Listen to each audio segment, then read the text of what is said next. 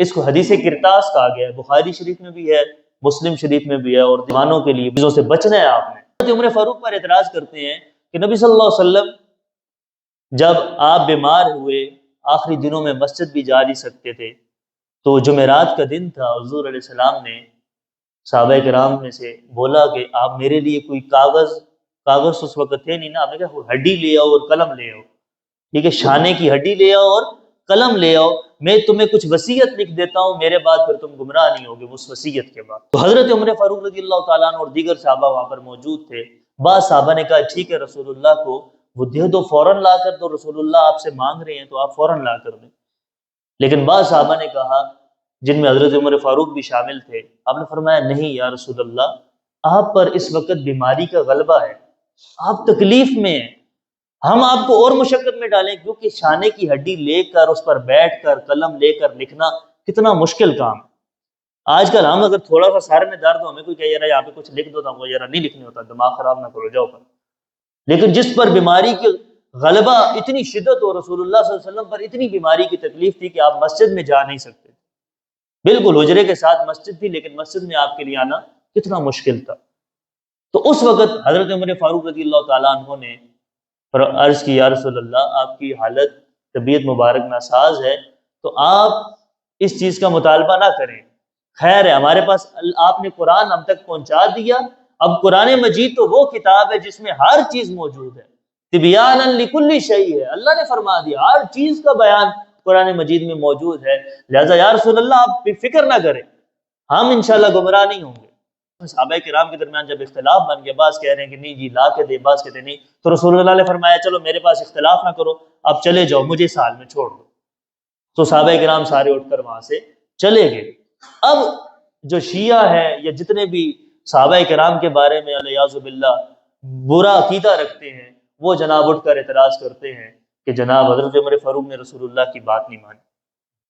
رسول اللہ نے جب ان سے مانگا تھا تو انہوں نے کیوں نہیں دی؟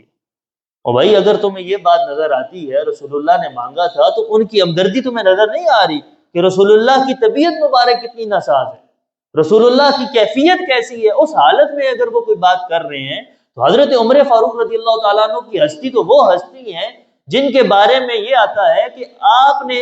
رسول اللہ کو کسی بات کا مشورہ دیا تو اللہ نے قرآن نازل کر دیا۔ حضرت عمر فاروق نے فرمایا یا رسول اللہ ہم ایسا کرتے ہیں، یہ مقام ابراہیم کو مصلی بنا لیتے ہیں، یہاں پر نماز پڑھتے ہیں، تو اللہ نے فوراً قرآن نازل کر دیا وَاتَّخِذُوا مِن مقام ابراہیم مصلی، کہ آپ مقام ابراہیم کو مصلی بنا لیں۔ کہ حضرت عمر فاروق کی زبان پر جو بات آتی، رسول اللہ کو مشورہ دیا جاتا، کوئی مشورہ دیتے تو اللہ قرآن میں وہ آیت نازل فرما دیتا۔ یہ مقام ان کا تھا، اور ان پر اٹھ کر آج کے جناب یہ کالے کوے، یہ جو بدبخت لوگ جو ہے اٹھ کر صحابہ کرام کے بارے میں بات کرتے ہیں الیاذ باللہ۔ پھر حضور علیہ السلام نے فرمایا یا رسول اللہ ایسا ہو لوگ ہر برا اچھا آپ کے گھر آتا ہے، آپ کے پاس آتا ہے، تو ازواج مطہرات کو کہہ دیجئے، ہماری ماؤں کو کہہ دیجئے کہ یہ پردہ کر لیں تاکہ پہچانی نہ جائے، پردے میں رہا کریں۔ کس نے کہا یہ؟ حضرت عمر فاروق رضی اللہ۔ اس وقت تک پردے کے احکام نازل نہیں ہوئے، تو جب عمر فاروق نے یہ بات کی تو فوراً اللہ کا قرآن نازل ہو گیا کہ اے نبی اپنی عورتوں کو کہہ دیجئے کہ وہ کیا کرے، اپنے اوپر اپنی چادروں کو لے کر رہیں، اپنی چادروں کو اوڑھ لیں، کہ جن کی زبان سے بات نکلی اللہ نے قرآن کو نازل کر دیا، وہ حضرت عمر فاروق آج ان پر اعتراض کرتے ہیں جناب الیاذ باللہ۔ تو اگر عمر فاروق رضی اللہ تعالیٰ عنہ نے نافرمانی کرنی تھی، وہ نافرمان تھے، تو پھر قرآن کیوں نازل ہوتا ان کے مطابق؟